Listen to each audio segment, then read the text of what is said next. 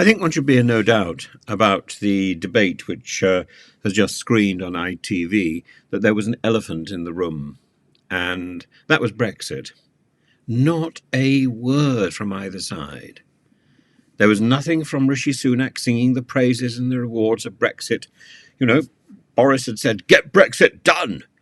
You'd think that after all this time, a Conservative Prime Minister who was there when Brexit was done, who was there when Boris was getting it done, who was watching over Lord Frost and all these other people who were negotiating. You'd think a Conservative Prime Minister would be able to crow about the Brexit dividends, the benefits of Brexit, but no, not a word. Nor was Starmer prepared to say anything about its inadequacy. That was the elephant in the room. I think the format that the Juliet, I can't remember her second name, I'm so sorry, the interviewer was using, 45 seconds to respond, it's not long enough. And it doesn't do either Sunak or Starmer any justice, because actually we see this sort of romp every Wednesday in Prime Minister's Questions. This was no different. Just twice the length. And as a result, in a way, slightly boring. The two people in the split screen, not really very interesting. That elaborate stage set with all their bits of lighting, not really very interesting, particularly when both of them were sticking to slogans and social media sound bites. Their teams will be cutting this up and slinging it out over Instagram and Twitter and whatever, Facebook and whatever other social media sites they can find. TikTok, yeah. I think TikTok is more likely to be dubbed with something else, or with these little pictures of vegetables. There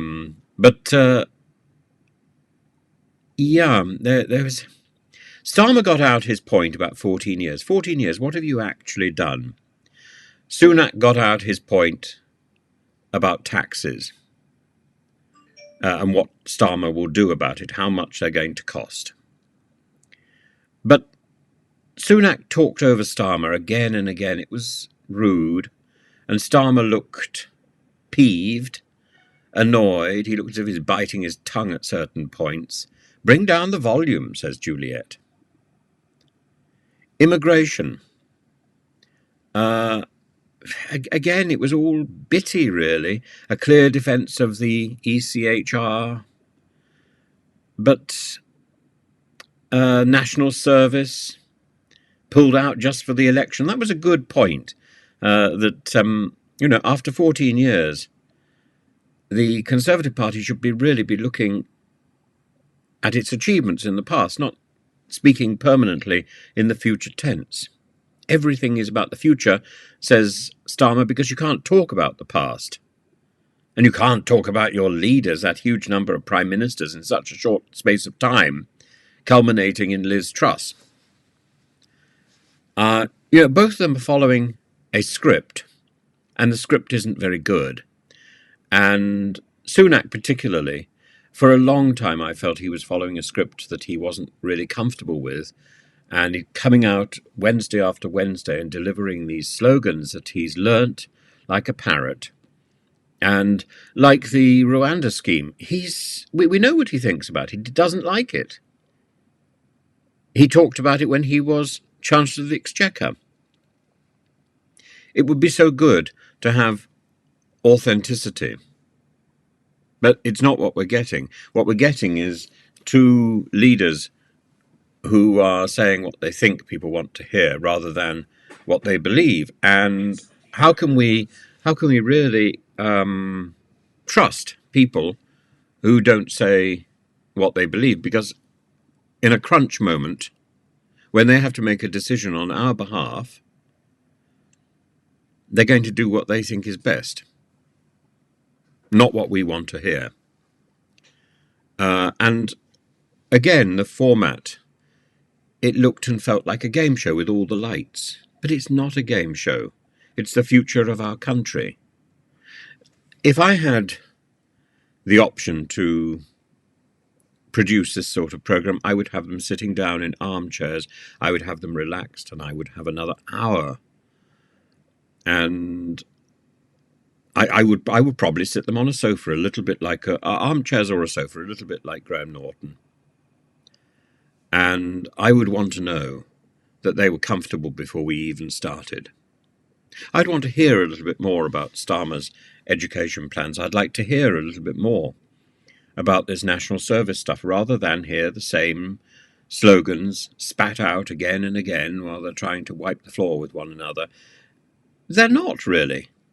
The interesting points in the debate were probably the points where there was laughter from the audience about the national service plan, and where Starmer just hasn't really got it with his shocking and sighing and eye-rolling. Did he eye-roll, or did he just close his eyes? I think he just closed his eyes. And I think rather than allowing Sunak to talk down to Starmer about how his plans are being costed and how they're going to mean higher taxes, I think Starmer should be saying to Sunak, well, what about your cut in VAT? What about your cut in inheritance tax? What about your cut in national insurance? What about your starting this national service scheme? What about the money to bring down the waiting lists? Bringing down the waiting... That was another point where I think there was laughter. All of that's going to cost money, isn't it? Isn't that going to cost a huge amount of money that hasn't been spoken about? Why is Starmer not talking about the Conservative costs and simply allowing Sunak to ridicule Labour on the same trope that the Conservative Party always ridicules Labour, that you've got too many plans and they're not properly costed. It's going to cost us a huge amount. It doesn't matter whether Rachel Reeves goes on television and says we're not going to put up taxes, because it's not believable.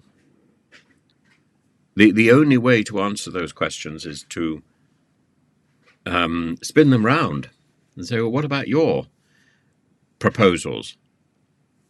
But I think the biggest thing to come out of this was the failure of Sunak to talk about the success of Brexit. It's as if he's embarrassed. And if he's embarrassed, then why continue with this rubbish?